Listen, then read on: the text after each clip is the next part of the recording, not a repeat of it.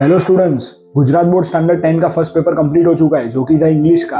और last video के अंदर मैंने जो इंग्लिश की टिप्स एंड ट्रिक्स आपको बताई थी वो बहुत सारे स्टूडेंट्स ने अप्लाई करी और सारे स्टूडेंट्स का पॉजिटिव रिस्पॉन्स आया। इसलिए आज फिर से मैं आपके लिए लेकर आया हूँ साइंस की ऐसी आईएमपी टिप्स एंड ट्रिक्स जो पेपर लिखने के दौरान अगर आप अप्लाई करोगे तो आपका पेपर तो अच्छा जाएगा ही, साथ में 10 to 15 मार्क्स ग्रेस आने के चांसेस भी बढ़ जाएंगे इन द पेपर। तो ये टिप्स एंड ट्रिक्स को अच्छे से फॉलो करना, ये वीडियो पूरा देखना स्किप करे बिना, और जितना बने उतने अपने फ्रेंड्स को शेयर करना।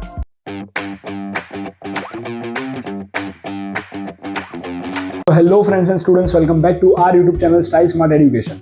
My name is Neel Sanghavi और आज मैं आपके लिए लेकर आया हूँ साइंस की एक ऐसी वीडियो जो साइंस के हर एक पेपर में किसी भी बच्चों को काम लगेगी। जब भी आप कोई फाइनल एग्जाम दे रहे हो तो साइंस का पेपर या फिर कोई भी थियरी सब्जेक्ट का पेपर कैसे लिखना चाहिए जिससे 10 to 15 मार्क्स ग्रेस उसके अंदर ऐसे ही आ जाए with your presentation and writing skills, देखते हैं। सबसे पहले स्टार्ट करेंगे। अच्छा, उससे पहले ये जो वीडियो है ये बेनिफिशियल है सारे स्टूडेंट्स के लिए, लेकिन खास करके ये वीडियो बनाया गया है जीएसईबी के स्टैंडर्ड 10 के स्टूडेंट्स के लिए, क्योंकि कल उनकी साइंस की बोर्ड की फाइनल एग्जाम है। ठीक है, तो ध्यान से देखना, एक एक चीजों को अप्लाई करना, बहुत अच्छा जाएगा इससे आपका पेपर। सबसे पहले स्टार्ट करेंगे सेक्शन ए से। तो जब भी आप किसी सेक्शन को मार्क करते हो तो पेपर के स्टार्टिंग में सेक्शन को बीच में लिखो, ठीक है। उसके बाद क्वेश्चन 1 यहाँ पे उसका आंसर लिख दो। कुछ बच्चे ऐसा करते हैं, आजू बाजू में कॉलम बना देते हैं या फिर राइट हैंड साइड में वो एसआर नंबर, सीरियल नंबर लिखने लगते हैं और बीच में आंसर लिखते हैं। ये चीज मत करना। अगर आप नंबर्स को बीच में लिखोगे और वहीं पे तुम्हारा आंसर अगर आपने लिख दिया तो बहुत ज्यादा बेनिफिट होगा आपको, सेक्शन ए हो, बी हो, सी हो या डी हो। दूसरी एक मेन इंपॉर्टेंट बात सेक्शन बी, सी के लिए कि 2 मार्कर और 3 मार्कर में सारे बच्चे एक चीज भूल जाते हैं। सबको मैंने बताया था कि 2 मार्कर के लिए सबसे ज्यादा इंपॉर्टेंट चीज क्या होती है। 2 मार्क्स के जो आंसर्स है उनके लिए सबसे इंपॉर्टेंट चीज ये है कि आपको कम से कम मिनिमम 50% पेज तो भरना ही पड़ेगा, ठीक है। अगर आप 50% पेज अक्वायर कर लोगे तो आपका रिजल्ट ऑलरेडी बहुत ज्यादा इंप्रूव हो चुका है, क्योंकि 2 में से 2 मिलने के चांसेस आपके बढ़ जाएंगे। बाद में अगर हम 3 मार्कर्स की बात करें तो 3 मार्कर्स के लिए मैंने बोला था कि 100% पूरा पेज आपको भरना ही पड़ेगा। ये सारी चीजों को बच्चों ने ध्यान में रखा, लेकिन एक चीज को ध्यान में नहीं रखा कि 2 मार्कर्स 3 मार्कर्स के अंदर सिर्फ पेज नहीं भरने हैं, कंटेंट भी लिखना है। और कभी कभी कंटेंट लिखने में थोड़ा बहुत दिमाग का उपयोग भी करना पड़ता है, और जो कंटेंट आप लिख रहे हो वो कंटेंट राइट भी तो होना चाहिए ना। तो अभी 2 मार्कर और 3 मार्कर में कभी कभी ऐसे आंसर्स, ऐसे क्वेश्चंस भी आपको पूछते हैं जिनके आंसर ही आधे पेज के होते हैं। तो सर 3 मार्कर के अंदर आधे पेज का तो आंसर पूछा है, बाकी का आधा पेज कैसे भरे।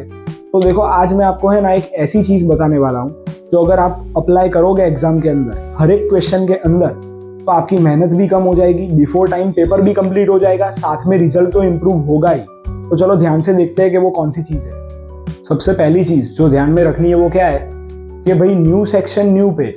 अभी सारे बच्चों को ये चीज तो पता ही है, ये मुझे बोलने की जरूरत नहीं थी, लेकिन जिनको नहीं पता है उनके लिए कि भाई न्यू सेक्शन हमेशा न्यू पेज से लिखना, ठीक है। एक सेक्शन खत्म होने के बाद सपोज करो कि दूसरे सेक्शन में वो खत्म हुआ है, एक ही लाइन एक्वायर हुई है, पूरा पेज खाली है, छोड़ दो, नेक्स्ट पेज से लिखना शुरू कर दो। उससे आपकी प्रेजेंटेशन बहुत ही ज्यादा अच्छी होगी, ठीक है।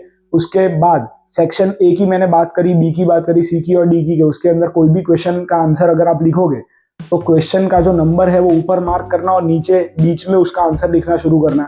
आजू बाजू में लाइंस मत करना, वो इतनी ज्यादा नेसेसरी नहीं होती है। हाँ, अगर ऊपर नीचे आपको लाइंस करनी है तो कर सकते हो।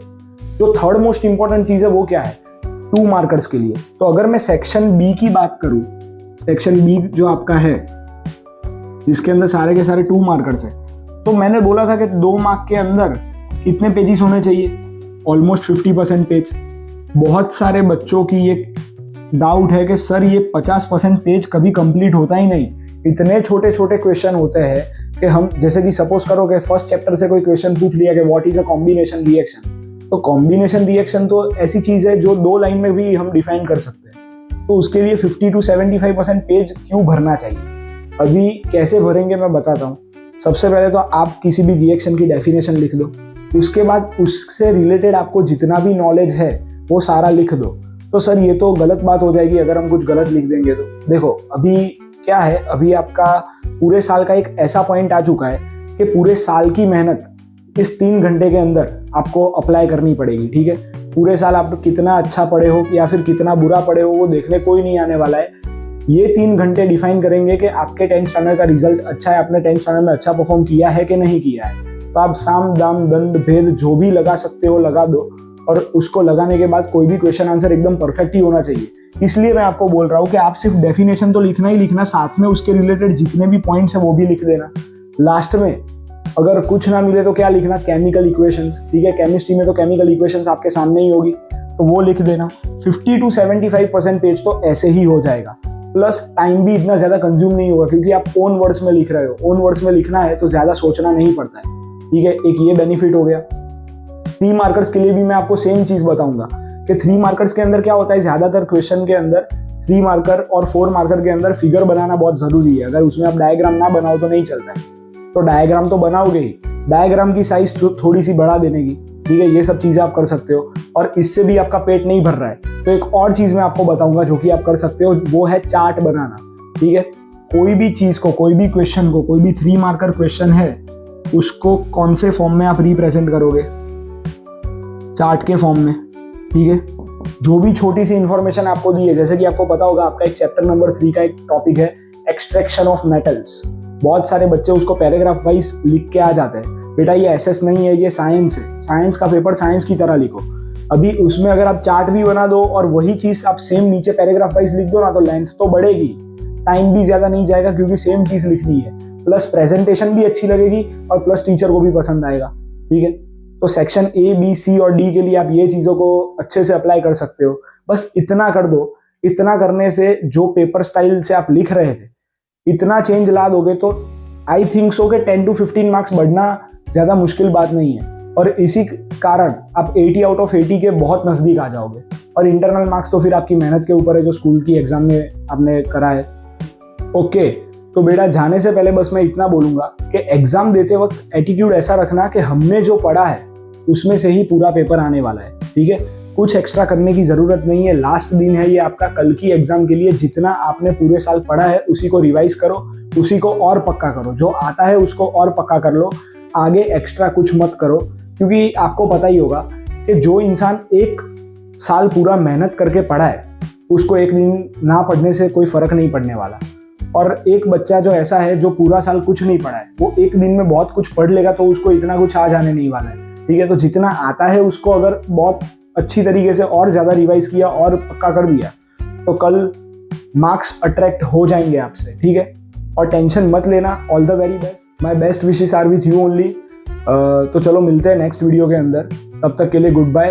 अगर वीडियो पसंद आया हो तो लाइक कर देना, एक प्यारा सा कमेंट कर देना और अपने जितने भी फ्रेंड्स हैं सबको ये वीडियो शेयर कर दो। कल साइंस की एग्जाम में सबको बेनिफिट हो जाना चाहिए इस वीडियो के साथ, ठीक है। चलो बाय।